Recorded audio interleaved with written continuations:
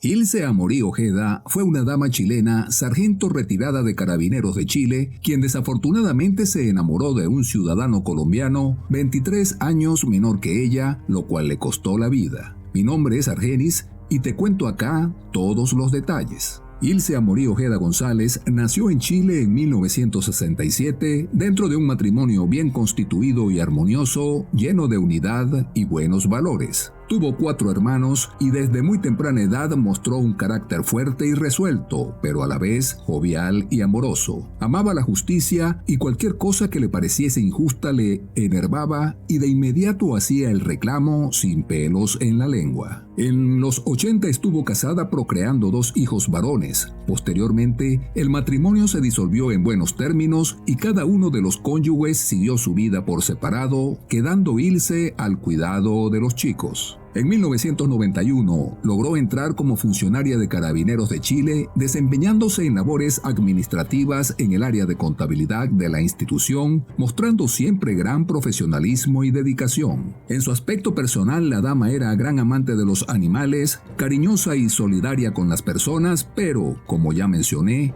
de un carácter fuerte y un tanto reservado, lo que frecuentemente la llevaba a aislarse en su ambiente laboral.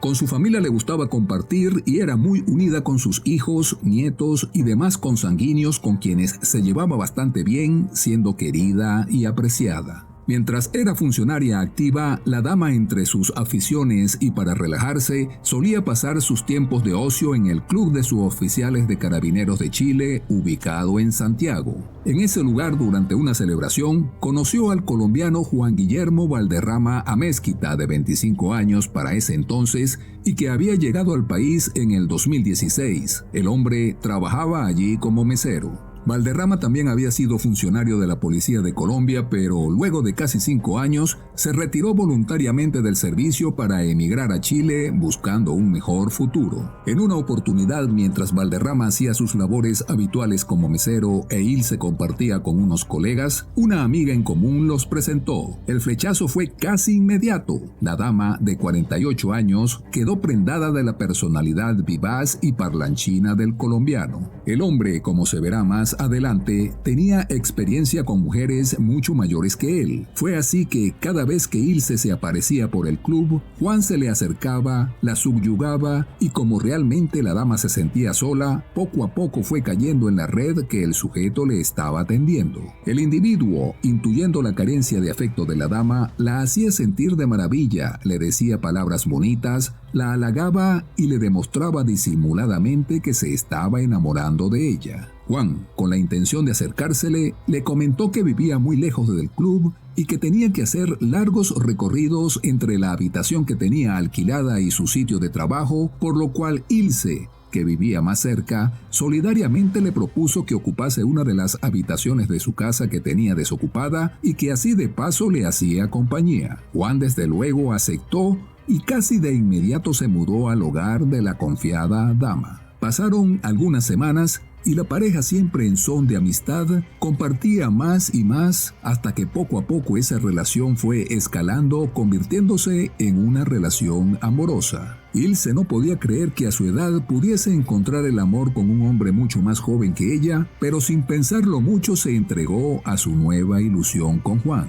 Sin embargo, no todo era color de rosa. Los hijos de la mujer, que pasaban de 30 años, evidentemente desconfiaban y no creían en las buenas intenciones del tipo. Pensaban que esa clase de romances donde la diferencia de edad es tan amplia solo se da en cuentos de hadas y más cuando la persona mayor es mujer. Estaban convencidos de que el colombiano tenía una razón oculta para andar con su madre y por desgracia el tiempo les daría la razón. No obstante, a pesar de la oposición de sus familiares, Ilse hizo caso omiso de las advertencias y se quiso dar una oportunidad, dejándose llevar por la esperanza de ser feliz con Juan. Pero aún así, tal oposición de su familia, que tenía una pésima opinión del tipo, le hacía mucho daño a la señora. A pesar de que intentó por todos los medios que sus allegados lo aceptaran, no pudo avanzar en ese sentido y le dolía saber que sus hijos pensaban que era un vividor mantenido que solo quería apoderarse de su dinero. En su mente veía a su nuevo amor como alguien noble que la quería realmente y por eso sufría por el rechazo que las personas a quienes más quería manifestaban hacia su relación. Otro hecho significativo que evidentemente era una señal roja es que la dama comenzaba a cambiar. Ya no era la mujer alegre y sociable de antes. A pesar de ser bastante reservada y a veces solitaria, ahora lo era mucho más y poco a poco dejó de salir con sus colegas e incluso familiares, enfocándose en Juan. A pesar de todo, Ilse estaba incluso decidida a casarse con el hombre. Manifestó varias veces que lo quería, que la hacía feliz y que ella, para estar con él, se haría su esposa buscando que pudiese obtener la residencia en Chile sin contratiempos y de esa forma, con esa facilidad, optar a un mejor trabajo. Esto incrementó la preocupación de su familia, que no conseguía la forma de alejar al tipo. Indagando, incluso averiguaron que algunos amigos habían visto cómo Juan la maltrataba, y sus vecinos afirmaron escuchar gritos desde la casa que compartía la pareja. Inquirieron a Ilse, pero ella negó todo. Afirmó que su relación era muy normal e iba viento en popa, por lo cual pronto sería esposa del sujeto. En estas circunstancias, algo que dio un poco de alivio a la familia de la dama fue que Juan tuvo que irse de Chile debido a una complicación en su situación migratoria. Volvió a Colombia, lo cual hizo respirar tranquilos a los hijos de la mujer, que pensaban que de esta forma esa relación extraña se acabaría y todo volvería a la normalidad. Pero nada más lejos de la realidad. Juan e Ilse se seguían comunicando constantemente por teléfono, WhatsApp y otras redes sociales. Incluso la distancia parecía incrementar la necesidad que tenían de estar juntos, en especial de Ilse, porque luego se comprobaría que Juan solo disimulaba para mantener a su presa bajo control y así asegurarse la remesa que la mujer le enviaba mensualmente, que era de unos $460, muy útiles para el vividor que estaba desempleado. La fémina, para irse a Colombia, en el 2018 decidió retirarse de Carabineros de Chile luego de 25 años de servicio. Esa decisión trascendental le costó mucho, pero pensó que valía la pena para consolidar su relación con el sujeto, casarse con él y disfrutar más de la vida. Craso error. Con su grado de sargento segundo de la institución policial, el monto que recibiría por su jubilación sería bastante alto, unos $23,000 que para la época y dada su edad, le permitiría vivir cómodamente por el resto de su vida, la cual esperaba que fuera al lado del sujeto y felices para siempre. Cuando Ilse le comentó al tipo el paso que pensaba dar y que recibiría tan alta cantidad de dinero, los ojos del hombre al otro lado de la línea telefónica brillaron intensamente y una sonrisa cínica se dibujó en sus labios. Era la oportunidad de oro que estaba esperando, pero debía actuar rápido. Por ello volvió a Chile en octubre del 2018 con el objeto de hablar cara a cara con la mujer. Al estar al frente de su amada, la convenció de que, una vez se concretase su retiro, se viniese con él a Colombia, específicamente a Bucaramanga, donde podrían establecer un restaurante de comida típica chilena con el fondo de pensión de la dama. Tomaron la decisión de hacerlo así, pero debían esperar que los trámites administrativos del retiro se cumplieran y la señora pudiera recibir el dinero. Por ello, mientras la plata llegaba, se instalaron en un departamento donde Juan se la pasaba holgazaneando mientras Ilse trabajaba como vigilante para poder llevar comida a la casa. Ya después de un tiempo, la señora recibió el monto de su jubilación y partió el 5 de marzo del 2019 con su iluso amor a Colombia. De este viaje nadie se enteró, ni su familia, ni sus amigos, ni nadie más. Solo su tía Beatriz, quien, en una visita a casa de Ilse, pudo comprobar que empacaba sus maletas y por tanto la dama le confesó que se iba a Colombia con Juan.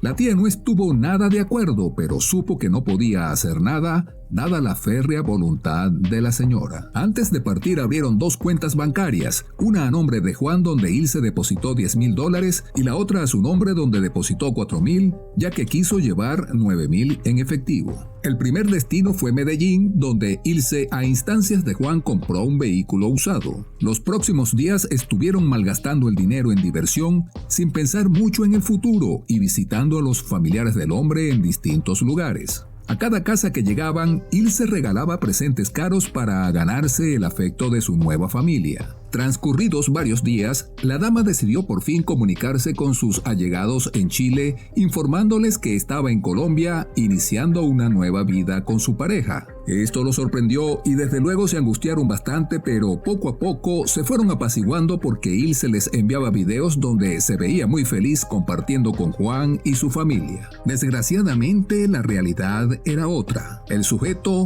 comenzó a sacar sus garras. Luego de unos días en Colombia, mientras estaban en la finca propiedad del padre de Juan, el tipo le dijo a Ilse que iría a Bogotá a realizar un curso de cocina muy importante para el restaurante que pensaban montar. A Ilse le pareció bien e incluso le dio dinero para el viaje, pero el real motivo por el cual el tipo se trasladó a la capital del país fue que se iba a ver con otra mujer de avanzada edad, de nacionalidad estadounidense llamada Becky Evans, con quien tenía una relación oculta y a quien también le sacaba dinero.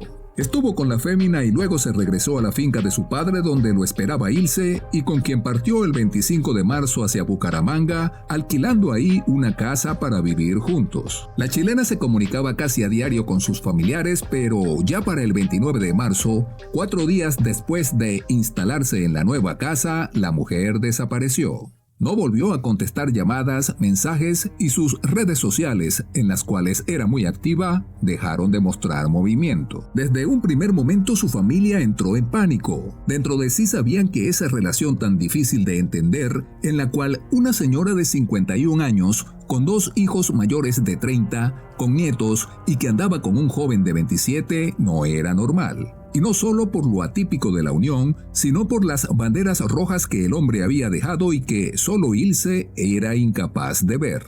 Por ello, luego de esperar varios días, la angustia creció y decidieron reclamar a Juan en una llamada telefónica preguntándole dónde estaba Ilse. El tipo les contestó que una semana antes la mujer y él tuvieron una fuerte discusión y por esta razón ella decidió irse sin manifestar a dónde y no había vuelto hasta el momento. El tipo afirmó haberla estado buscando y que se hallaba muy preocupado por no encontrarla. Esta respuesta no convenció para nada a la familia de Ilse, al contrario, los preocupó mucho más, así que le exigieron de inmediato reportar su desaparición a las autoridades, que había pasado mucho tiempo y era hora de que la policía interviniera. Él les dijo que ya lo había hecho, que denunció su ausencia, pero indicó que no obtuvo respuesta positiva porque los agentes pensaban que la mujer se había ido por su propia voluntad y que de seguro aparecería en cualquier momento. También afirmó haber visitado varias comisarías y pegado diversos carteles en zonas de la ciudad para ver si alguien la había visto.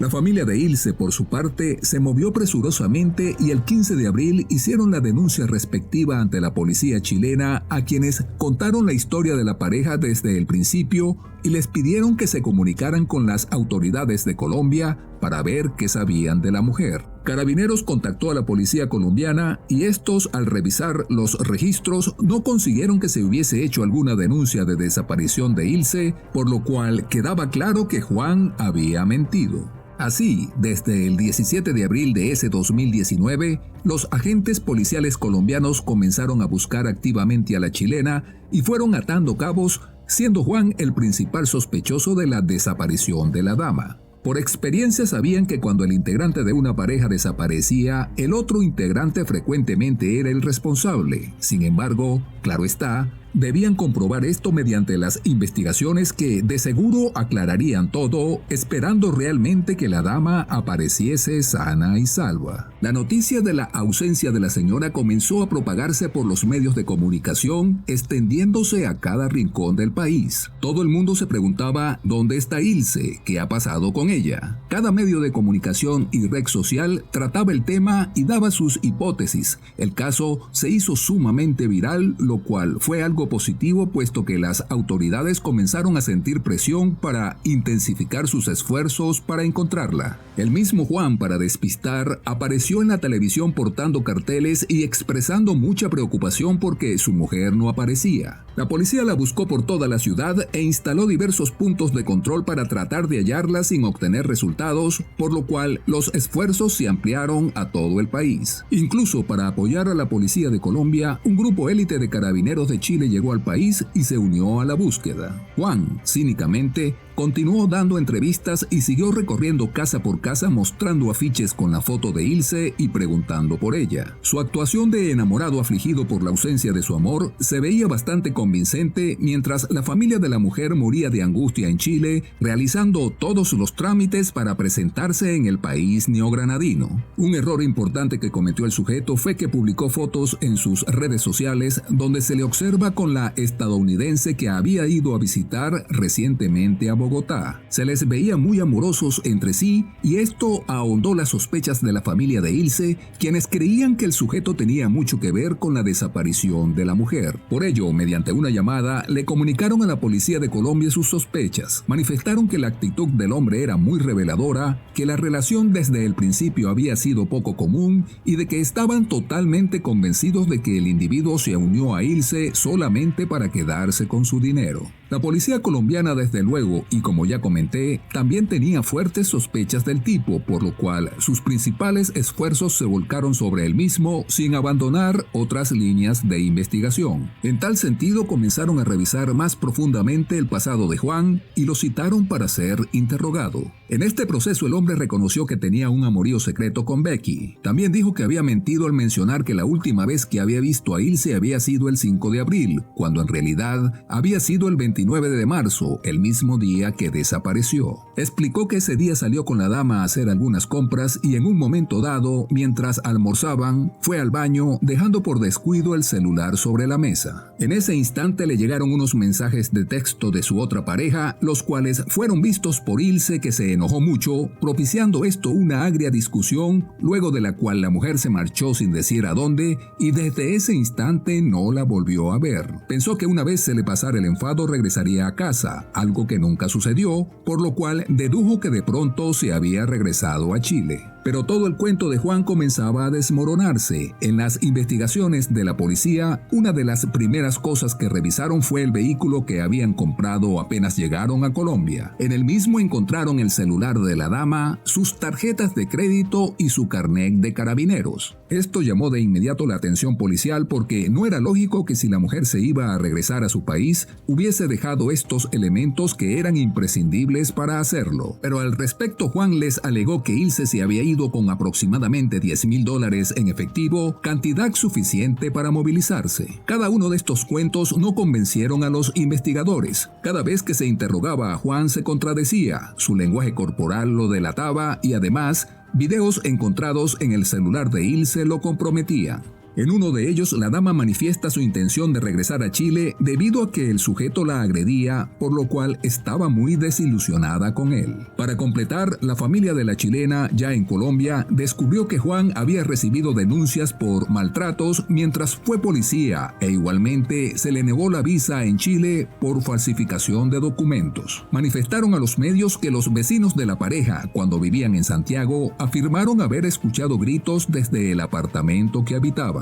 Ya con suficientes evidencias, la policía volcó definitivamente todos sus esfuerzos sobre el sospechoso. Mediante una orden emitida por un juez, se requisó su celular y en el mismo se pudo descubrir que entre el 12 y el 24 de marzo estuvo con la estadounidense y además de que se había casado con ella el 17. Lo que terminó de hundirlo definitivamente fue su constante aparición en la televisión, mostrando preocupación por la ausencia de Ilse, pidiendo ayuda para encontrarla, dando declaraciones y pegando afiches. Que ellos también estoy muy angustiado, también quiero que aparezca ella. Esta exposición hizo que un hombre lo reconociera. Se trataba de un campesino que explicó que Juan lo había contactado para que lo ayudase a quemar una vaca que había muerto en la finca de su padre. Para esto le ofreció $50 y así, entre los dos, trasladaron a la supuesta vaca en unas bolsas y la quemaron en una zona rural de Río Negro que está a 1 hora de Bucaramanga para evitar los malos olores. Este campesino describió el lugar exacto donde habían incinerado al animal, sitio al que se presentó la policía y una gran cantidad de voluntarios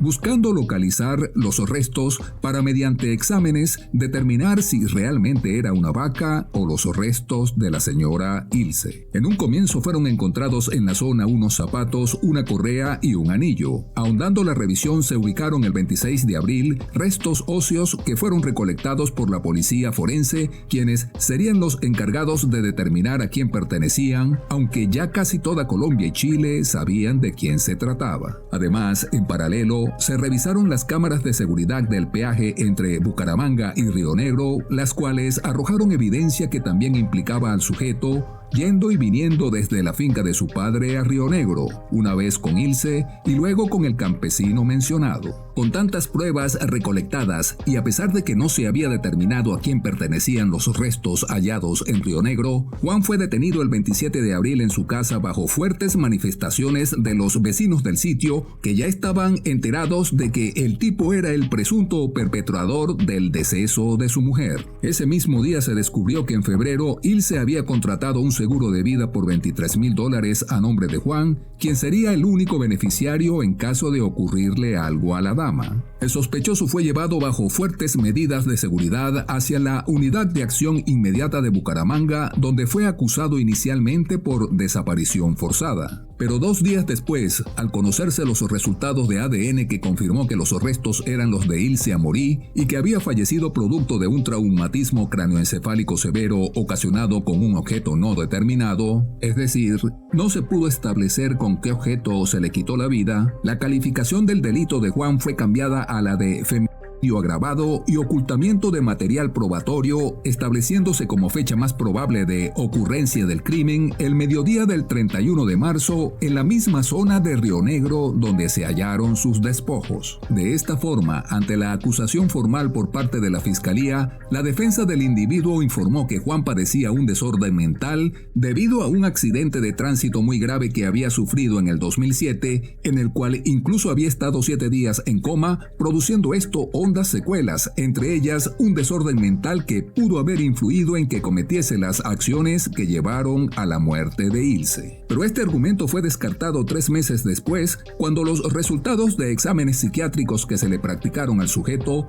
concluyeron que estaba en plenitud de facultades mentales el día del hecho, por lo cual la maniobra de la defensa fue rechazada. En paralelo a esto, los restos de Ilse fueron enviados a Chile para realizar las exequias. El acto del sepelio fue acompañado de grandes manifestaciones de dolor de familiares y amigos, además de un acto solemne de Carabineros de Chile debido a su condición de funcionaria ejemplar y entrañable compañera de armas. En septiembre de ese año el hombre fue presentado de manera virtual en la audiencia de acusación, en la cual definitivamente los cargos por los cuales sería juzgado serían femicidio agravado y desaparición forzada, ya que retuvo a Ilse en contra de su voluntad, la agredió, la dejó sin dinero y le quitó la vida sin remordimientos el 31 de marzo. Posteriormente quiso desaparecerla incinerando sus restos para después tratar de obstruir a la justicia, buscando desviar el curso de las investigaciones para así salvarse de recibir su merecido.